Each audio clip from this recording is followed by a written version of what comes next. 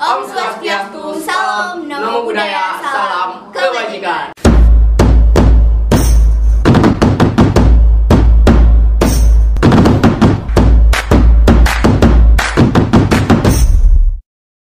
Oke, balik lagi bareng kita di channel SMA Negeri 1 Petir. Kali ini kita kedatangan tamu. Halo Kak. Halo teman-teman semua. Gimana kabarnya Kak? Alhamdulillah aku baik. Kalian gimana kabarnya? Alhamdulillah, Baik Kak, juga baik juga. dong. Oke, alhamdulillah ya. Oke, karena kita belum kenal, kita boleh kenalan dulu dong sama kakaknya. Boleh. Oke, aku kenalan dulu ya. Iya, Kak. Halo teman-teman semua, nama aku Fitriani, biasa dipanggil Fitri. Aku alumni Semantir angkatan 2019, sekarang udah jadi alumni Universitas Indonesia. Wow. Oke, salam Wow. kenal. Ngomong-ngomong soal UI, awal mula planning kakak masuk UI itu gimana ya Kak? Ditanyain langsung planning ya, agak lumayan panjang sebenarnya planning ini. Dari awal tuh sebenarnya saya nggak ada ambisius banget untuk masuk UI, tapi pada saat itu ada kakak-kakak dari UI yang datang ke Semantir memperkenalkan di Universitas Indonesia itu seperti ini, seperti itu. Saat itu saya tulis deh, oh ada Universitas Indonesia, saya tempel di depan kamar, pintu kamar. Tapi saya nggak pernah ikut tes dari awal tuh kayak SNMPTN, UI, enggak. Tapi itu adanya di akhir gitu. Saya tuh banyak banget ikut tesnya, ada SBMPTN, SNMPTN, terus juga ada UMPTKIN, SPANPTKIN, semua saya ikutin. Tapi di akhir itu saya dapat tawaran dari Ibu Pita waktu itu, dari pihak BK menawarkan mau nggak ikut tes SIMAK UI yang dibiayai oleh beasiswa APBD Kabupaten Serang. Sebenarnya waktu itu udah jalur buntu banget ya, jalur buntu. Saya udah coba ini itu, akhirnya saya punya semangat kembali buat ikut tes lagi. Tesnya di SIMAK UI yang lewat jalur beasiswa yang tadi. Akhirnya tes lagi dan saya diterima. Itu secara singkatnya gitu. Dari planning itu motivasinya kira-kira apa ya Kak sampai saat ini gitu punya inspirasi masuk UI selain dari itu? Motivasinya siapa sih yang nggak tahu Universitas Indonesia ya, universitas terkenal gitu. Iya. Keren. Siapapun pasti punya keinginan untuk masuk ke sana. Saya motivasi awalnya adalah dulu wanita itu selalu dibilang dapur. Udah sih nggak usah kuliah, ujung-ujungnya di dapur. Udah sih nggak usah jauh-jauh, yang deket aja, ujung-ujungnya ke dapur, ujung-ujungnya nikah dan lain sebagainya. Tapi karena saya adalah orang yang pengen punya pengalaman yang nggak cuma di sini-sini aja gitu loh. Akhirnya saya memberanikan diri untuk nyari keluar, gitu, nyari di dunia perkuliahan.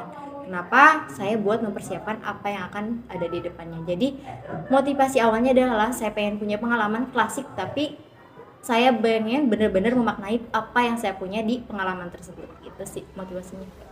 Dari motivasi tersebut kakak ada nyampein kesannya tuh kira-kira ke siapa Kak? Konsultasi di sekolah mungkin?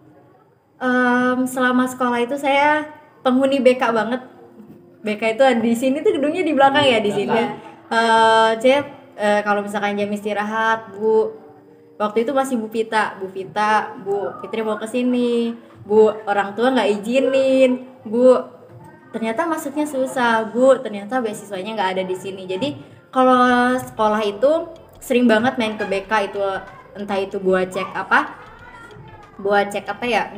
cek akreditasi universitas yang dipilih, atau juga untuk nilai-nilainya, terus juga untuk dan lain sebagainya. Persiapannya itu lebih sering main di BK, cari taunya di BK. Jadi waktu itu dibantu sama Bu Vita sama Bu Ita, jadi lebih sering nongkrongnya di BK. Kalau orang-orang kan nongkrong di BK agak serem ya katanya. Iya, benar. Tapi kalau misalkannya saya favorit di BK. Kak, jadi perjalanan kakak selama di SMA sampai masuk UI gimana itu Kak? Panjang banget ya kalau diceritain. Yang tadi saya bilang, saya bukan ujuk-ujuk yang masuk di UI. Saya itu punya banyak sekali proses. Ada mungkin kalau dihitung jari mungkin ada yang kali 10 kali gagal gitu ya. Merah lagi itu gak tahu deh kapan dikasih hijaunya. Sempat dikasih hijau tapi di PHP-in gitu kan. Aduh. Agak lumayan ini ya. Tapi yang pertama saya ikut SNMPTN, waktu itu ambilnya di Undip. di Undip untuk Fakultas Kedokteran, tapi qadarullah sebelum diterima. Terus juga saya ambil juga di SBMPTN UTBK, jalur UTBK itu ujian ya, ujian. Belum juga di ACC sama pihak Undip. Terus saya juga ambil UMPTKIN sama SPAN, itu untuk jalur UIN-nya, masuk UIN. Saya ambil di UIN Jakarta. Belum juga dapat untuk di sana. Terus juga saya ambil SBUB dari Undip, belum juga diterima tuh, kebanting lagi apa ya, PMDK itu jalur diploma, masih dibanting lagi, masih belum dapat lampu hijau nih, belum dapat ya, masih oke, masih terakhir tuh sebelum dapat itu saya ada telepon dari pihak sekolah, dari Bu Pita saat itu, karena udah sering banget nih nongkrong di BK, akhirnya dikasih kesempatan. Pit, waktu itu panggilnya Teteh mau nggak ikut seleksi jalur kuliah di UI, tapi jalurnya jalur beasiswa APBD gitu kan. Wah iya Bu, saya mau. Semangat tuh, udah buntu banget nih, nggak punya jalan lagi, udah kebanting lagi, udah pokoknya udah punya rencana, aduh kayaknya nggak kuliah tahun ini gitu kan. Akhirnya dikasih langsung H-3 selesai penutupan kalau tidak salah ya.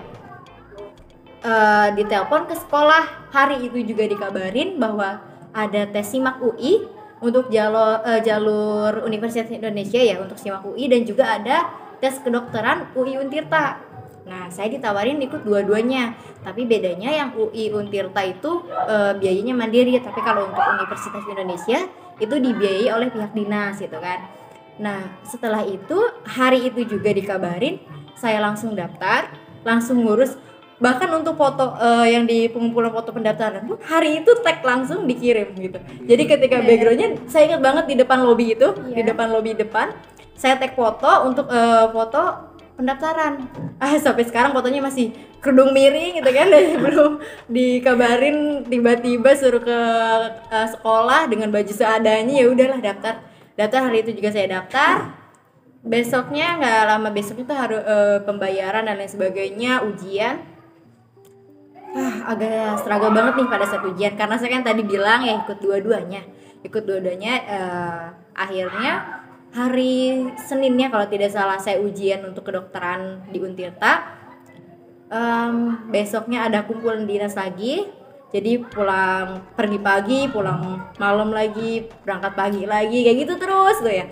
Untuk selama proses itu saya ngurusin waktu itu ada persyaratan ke bebas narkoba, ke BNN dan lain sebagainya, itu panjang banget. Sampai guru ada yang nawarin, udah Teh tinggal aja dulu di Serang, katanya ada Bu Sri, ya Allah, Masya Allah Bu Sri gitu kan, nawarin tinggal di Serang dulu. Terus juga di sana saya habis tanggal 20-nya itu saya ikut ujian untuk yang kedokteran. Terus besoknya itu ada saya lolos wawancara, berangkat lagi habis dari wawancara, ikut lagi ujian yang SIMAK UI. Jadi pokoknya 3 hari berturut-turut pada saat itu saya ujian terus. Wah, nah gak ada bosannya.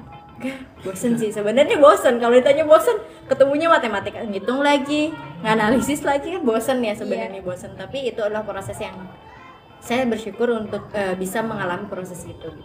Tapi tanggal 27 pengumumannya di tanggal 27 Juli dan 31 Juli. 27 Juli sebelumnya tanggal sebelumnya saya dinyatakan lampu hijau dari Fakultas Kedokteran UI Untirta.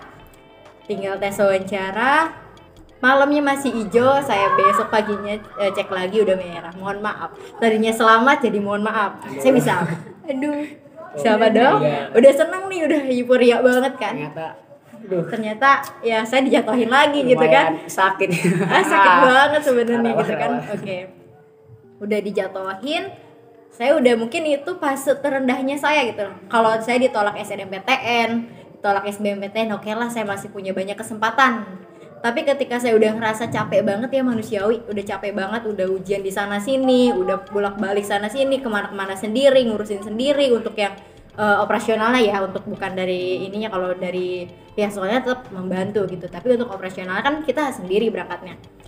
27 Juli dijatuhin bener-bener, saya di situ nangis, senangisnya kayaknya mungkin sampai orang tuh khawatir gitu kan. Pada saat itu khawatir, kenapa teh, udah nanti kita sampai udah katanya di swasta aja ya, katanya yang di kebidanan kayak apa kayak gitu kan.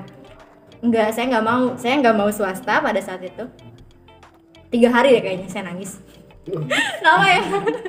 Kayak oke, saya punya jatah, oke 3 hari. Tanggal 27 itu pengumuman, terus tanggal 30, nah tanggal 31-nya pengumuman yang SIMAK UI, sama-sama jalur beasiswa nih. Tanggal 30, jadi berapa tuh rentang harinya? 4 hari. Jadi setelah selesai nangis 3 hari, 31-nya, 31 Julinya diumumkan saya ternyata diterima jadi mahasiswa UI. Nangis lagi enggak Kak? Nangis Bengong sih. Bahagia gitu Kak. Bengong, aduh bener gak ya, takutnya di PHP-in lagi. Bohongin lagi, Udah di sempet PHP-in. hijau tapi merah Merah lagi kan lagi. bahaya kan, ya udah. Pasti. Dia sih kayak gitu. Dari penjabaran itu, kalau cara belajar kakaknya itu gimana ya? Misalnya kayak benar-benar pengungkapannya gitu. Apa ya, mekanisme belajarnya mungkin ya. Iya. Oke.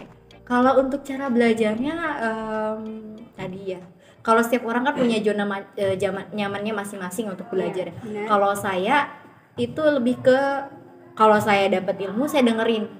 Saya juga bukan orang yang sering banget baca, enggak, tapi ketika ada orang yang memberikan penjelasan saya akan perhatiin itu. Kalau misalkannya udah dijelasin, saya suka buat notes kecil, terus saya buat planning. Oke, kalau misalkan hari ini saya pulang dari sekolah, saya harus punya minimal 15 menit untuk nginget apa yang udah dipelajarin. Kalau misalkannya udah diulang lagi, biasanya saya presentasikan ke orang lain. Itu metode yang saya gunain. Jadi saya tuh orangnya auditorik banget ya tipe belajarnya. Iya. Kalau dengerin sama nyampein. Jadi kan ketika saya nyampein itu sebagai pengulangan. Ya, sampai teman-teman saya tuh kayak udah orang-orang yang, yaudah Fit, kita dengerin kamu presentasi aja belajarnya. Biasanya kayak gitu. Terus sering banget mau ulangan. Yaudah teman-teman kumpul, saya presentasi. Kita hari ini belajarnya ini ya gitu. Nah itu di sayanya nyantol gitu. Jadi kalau misalkannya saya tuh adalah orang yang tipikal auditorik, jadi belajarnya dengan cara ngomong dan juga ngedengerin gitu. Terus kalau misalkannya sisanya ya udah dibuat rencana aja. Yang penting ada, terpaksa karena terbiasa sih. Jadi maksain belajar, akhirnya ya terbiasa untuk belajar. Saya juga bukan orang yang suka banget belajar, cuman karena kebutuhan aja gitu. Dari semua perjalanan sama cara belajar, mungkin ada beberapa prestasi yang kakak capai di SMA Di sama SMA, universitas. Itu kira-kira apa aja kak yang bisa memotivasi kita semua? Prestasi SMA ya, agak sedikit. Sebenarnya SMA tuh saya juga anak paskibra. Untuk anak-anak Wah, paskibra wah, dimanapun, keren halo. sekali, Kak. Saya paskibra dulu pernah jadi paskibraka tingkat kota kabupaten tahun 2017. Terus juga 2017 saya pernah ikut LDBI, Lomba Debat Bahasa Indonesia ya. Itu di tahun pertama dapat juara 2 untuk kabupaten, bisa ikut ke provinsi. Wah, keren banget Kak. Terus juga di tahun 2018-nya itu jadi juara 1 kabupaten, ikut juga ke provinsi. Terus sempet ikut lomba LKBB, itu sering kita yang Pulau Jawa pernah. Pulau Jawa itu kalau tidak salah waktu itu kita Ahmadiyah ya, dapat Ahmadiyah. Itu pasukan ya kalau untuk pasukan. Terus juga untuk yang ininya, oh iya saya juga pernah ikut lomba lintas jurusan sih sebenarnya, LCC Cerdas Cermat Sejarah ya. Saya dari IPA backgroundnya, terus ikut lomba sejarah ya. Itu kalau mau tahu cara belajar nih, ini tempat ini kan kita di perpus ya. Saya suka belajar di kolong meja gitu. Perfect banget. Saya suka belajar di kolong meja untuk ngapalin sejarah itu. Terus apa lagi ya?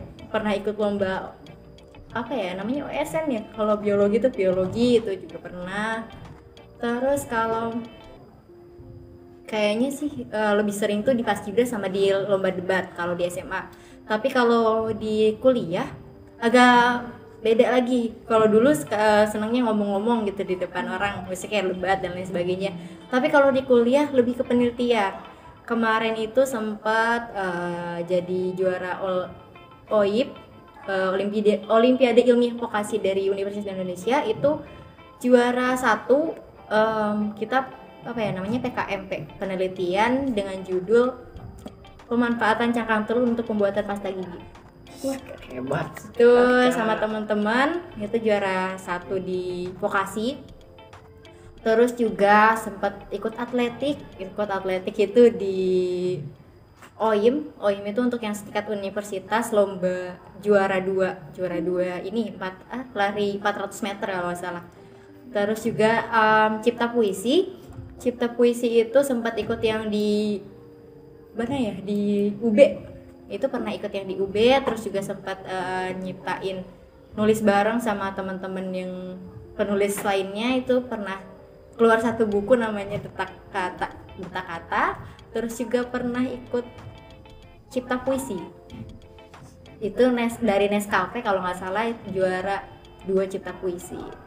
Terus di tahun berikutnya sering ya, sisanya itu PKM pernah jadi 10 besar di link event dari mana ya, kayaknya Universitas Veteran gitu loh.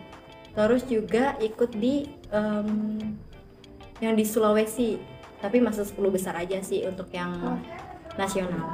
Tapi ini udah keren banget loh Pak. Banyak juga prestasinya ya Kak.